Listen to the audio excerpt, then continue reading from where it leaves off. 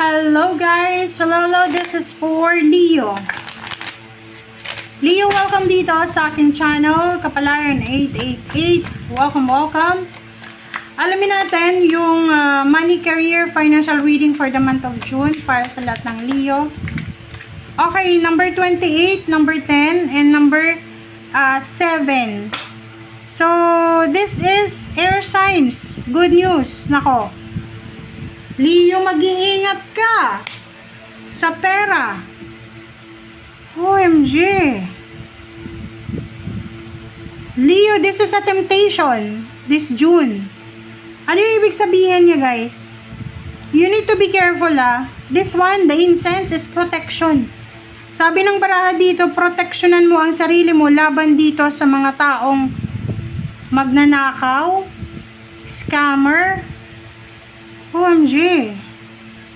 Lalo na sa internet, Kasi dito sa baraha mo na to, Leo, nakikita ko sa'yo na halimbawa, kailangan mo ng trabaho, wag kang paperman ng kontrata na kailangan mong magbayad muna. Ikaw na nga yung maghahanap ng trabaho, ba't kailangan mo munang magbayad, di ba? So, common sense yan.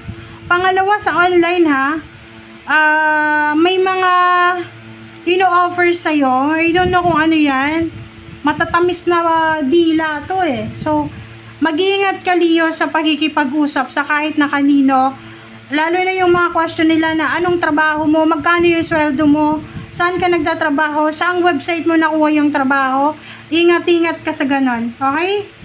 Alright? So, protect yourself.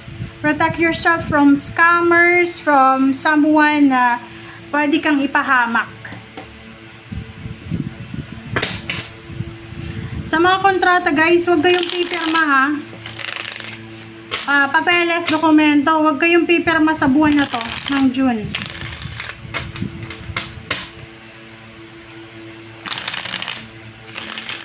Kaya may instance dito kasi sabi ng bara, kailangan mong proteksyonan yung sarili mo. And this is fiery. Sa'yo yan. Ikaw mismo, po-protection sa sarili mo.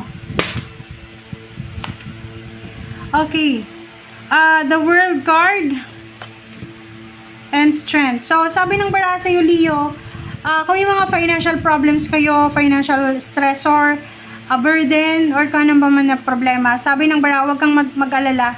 Malapit nang matapos siya. Okay? So, konting tiis, konting tiyaga pa. Malapit nang matapos yung mga sigalot sa buhay financial mo. Okay, 8 of Wands. Wow! So, nakikita natin dito, isang balita ang posibleng matatanggap mo, Leo. Napakabilis na balita. Sudden, immediate na balita, communication, na kailangan mo palang mag-save ng pera. So, ano yung ibig sabihin na ito? It's either ang balitang ito ay an extra income, extra money na paparating sa'yo unexpected, or sinasabi ng baraha dito na isang napakabilis na communication, chat, call, email na kailangan mong magbayad ng pera. So, ingat-ingat tayo mag-iingat ka sa paghahawak ng salapi mo.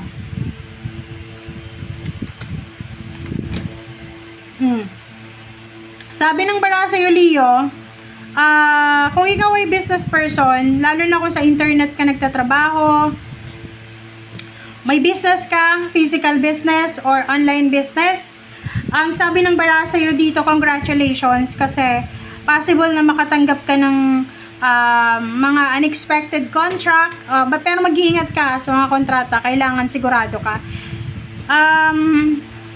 Sinasabi na there's a victory and success coming para sa'yo. Lalo na sa usaping trabaho or negosyo. So, ibig sabihin, kung ikaw ay negosyante, marami kang kliyente na posibleng, mga bagong kliyente na posibleng darating sa'yo. And kung ikaw naman ay isang empleyado, there's a promotion, salary increase, higher position, additional payments, payouts, bonuses na pwedeng dumating sa'yo. Alright, Leo.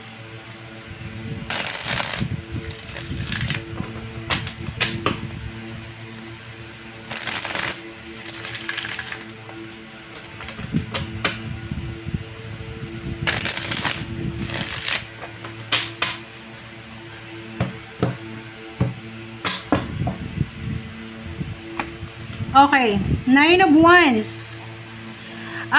Nakikita ko sa'yo dito na magiging sobrang busy ka ngayong buwan ng June. May mga tinatapos kang proyekto, may mga new clients ka kung ikaw ay business person. And since kung halimbawa isa kang empleyado na na-promote ka, sinasabi ng barahan na may possible na mga pagbabago ng mga schedules, mga routine, mga obligations mo. Two of Swords. So, nakikita ko sa'yo dito, this is 9, 11. So, 11 of Swords. Okay? So, sinasabi ng baraha sa'yo dito na may mga bagay-bagay kayo na kailangan i-consider or reconsider nyo sa buwan na to. Lalo na kung tungkol ito sa pera.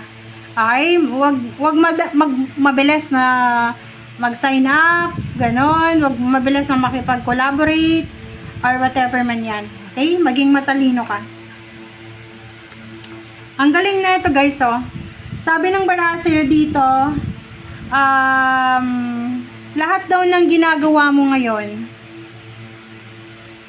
ay magre-resulta to sa isang napaka-prosperous na buhay financial. Diba, oh? Babae ka man or lalaki na Leo, yung bawat pawis, bawat sleepless nights na ginagawa mo, ay kapalit daw yan, pera. So, sinasabi ng baraha sa'yo, tuloy mo lang. Tuloy mo lang yan, Leo, kasi walang masasayang na pagod, puyat, sakripisyo. Okay? Ibabalik at ibabalik yan sa'yo ng universe. Okay, so, nakikita ko sa'yo dito, Leo, na isang family occasion ang posibleng pinaghahandaan mo.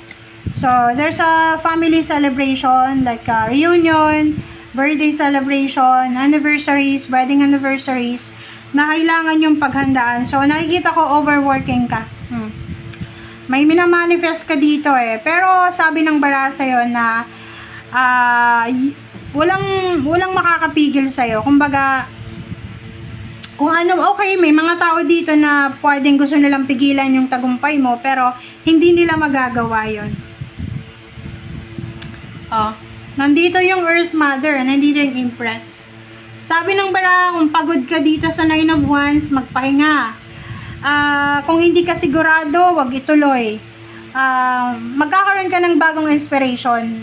You will be super inspired sa mga kung ano man na naiisip mo ngayon. So, kung business person ka, may naiisip ka naman na bagong business. Empleyado ka, may trabaho ka na, parang gusto mo ng extra income, magpa-part-time ka. So, parang ito siya. Okay? Alright, and titingnan natin sa ilalim, guys. Yung ilalim na itong third deck ay Queen of Cups. Yung ilalim din ng pangalawang deck is Four of Swords. So, sabi ng baraha sa'yo na may mga Leo dito na you're parang experiencing financial problems. Siguro 8 years ka nang namumroblema, 7 years, ganyan. Sabi ng baraha sa'yo dito na ituloy mo lang kung anong ginagawa mo sa ngayon. Okay? Huwag kang mapapagod, which is, kung physical yan, physical na pagod, okay lang. Kasi lahat naman tayo napapagod. So, kung napapagod ka, take a rest. Pero, after mong makapagpahinga, arangkada ka naman. Hindi yung nagpahinga ka tapos tuloy-tuloy na siya. Parang pagda-diet ko lang yan. Okay? Once na nasimula na, tuloy-tuloy. Pero once na tumigil, tigil talaga. Okay? So, yun. Yun ang nakikita ko sa'yo. And, huwag kang matatakot about sa future mo. Kasi yung future mo, sobrang prosperous. Sobrang prosperous. This is powerful aura ng kaperahan, ng money. And buntis. Ito, maraming magbo-blossom sa buhay mo na financial resources, connections, mga financial ways, kung paano ka magkakaroon ng mga extra income, ganyan ganito. Okay? Thank you, guys. Bye!